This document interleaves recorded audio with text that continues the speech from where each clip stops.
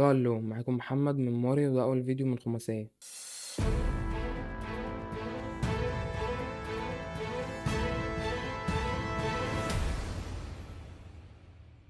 خماسية هتكون سلسلة جديدة عبارة عن تصنيف لأي حاجة في 5 مراكز، والنهاردة هنقول مين أحسن حراس في مصر آخر 10 سنين. والمركز الخامس هيكون من نصيب محمد بسام.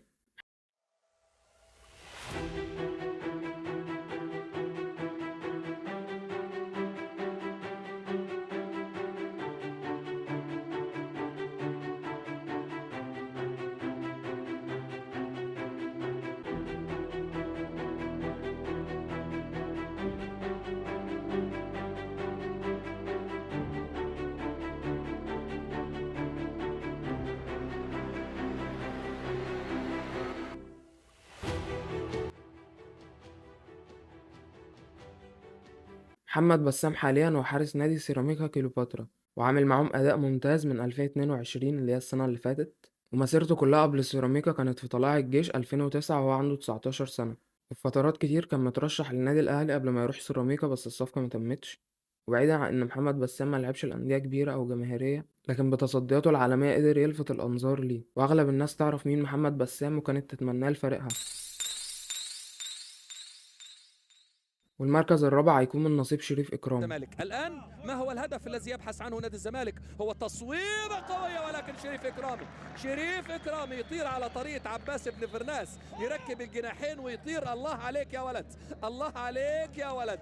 شريف إكرامي طار ما شاء الله. والعرضية الخطيرة مرة تانية، وبرافو شريف إكرامي، وبرافو شريف إكرامي. امتحان صعب.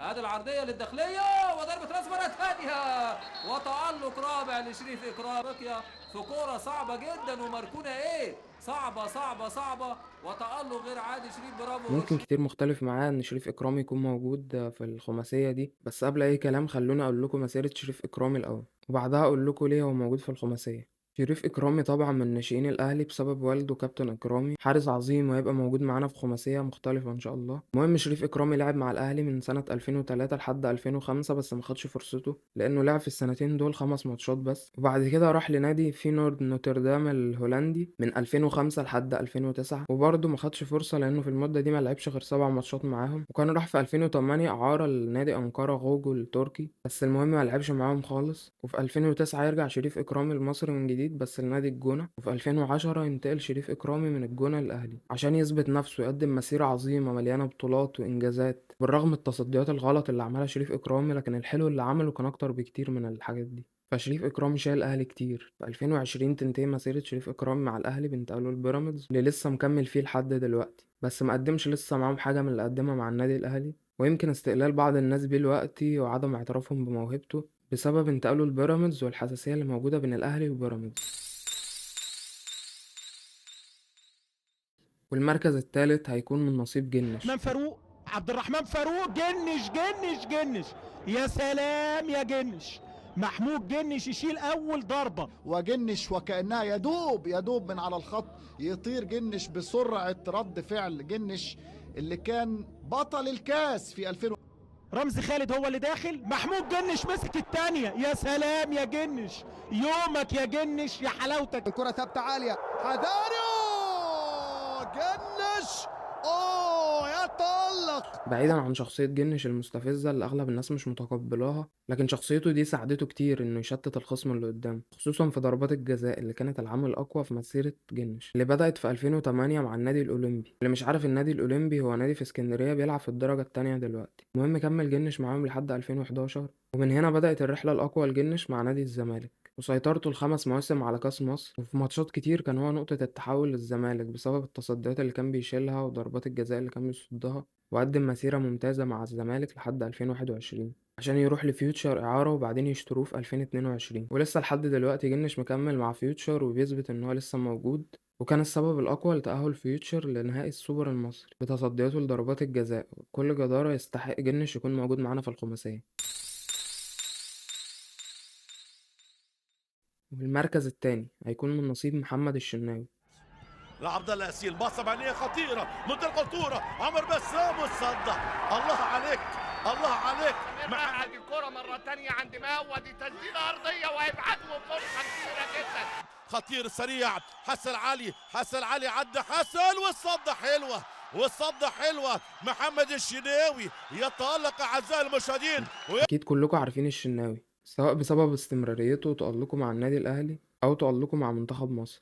بس خليني أقول لكم مسيرة الشناوي كانت عاملة إزاي. فالشناوي كان من ناشئين الحمول في 2002 وهو عنده 14 سنة، ومن 2002 لحد 2008 راح الشناوي للنادي الأهلي بس الناشئين النادي الأهلي، ويتصعد الشناوي في 2008 الفريق أول في النادي الأهلي. ما كانش لسه باين إن الشناوي هيبقى حارس عظيم في المستقبل، فما خدش فرصة مع الأهلي ساعتها، لعب ماتش واحد بس، وبعدين راح لنادي طلائع الجيش سنة 2009 وكان لسه مش ظاهر معاهم الشناوي. وبعدين في 2012 يروح إعارة لنادي الإنتاج الحربي، وإعارة تانية في 2012 لنادي حرس الحدود، بس ما أثبتش نفسه معاهم. وبعدين اشترى نادي بتروجيت من نادي طلائع الجيش سنة 2013، ويرجع الشناوي في 2016 للنادي الأهلي عشان يثبت نفسه وياخد مركز أساسي في الفريق، ويعمل الشناوي ساعتها الأداء الأفضل في تاريخه سواء مع النادي الأهلي أو مع منتخب مصر. وينفرد الشناوي مع إنه حارس، بس هينفرد المرة دي، هينفرد لوحده في المركز الأول كأحسن حارس مصري حاليا، لكن مش في الخماسية دي.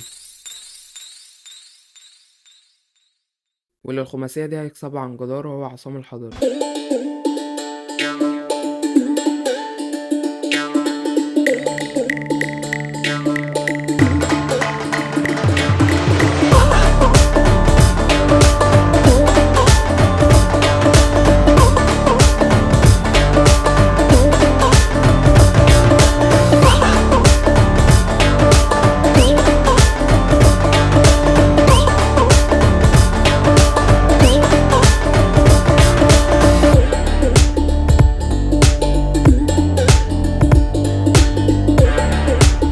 طبعا الكل عارف مين هو عصام الحضري سواء مصري أو مش مصري، ومسيرة عصام الحضري كانت كبيرة جدا، وبدايته كانت مع ناشئين دمياط من 91 لحد 93، وبعدين اتصعد فريق أول من 93 ل96، وبعدين يروح للنادي الأهلي، وتبقى المسيرة الأطول في تاريخ عصام الحضري.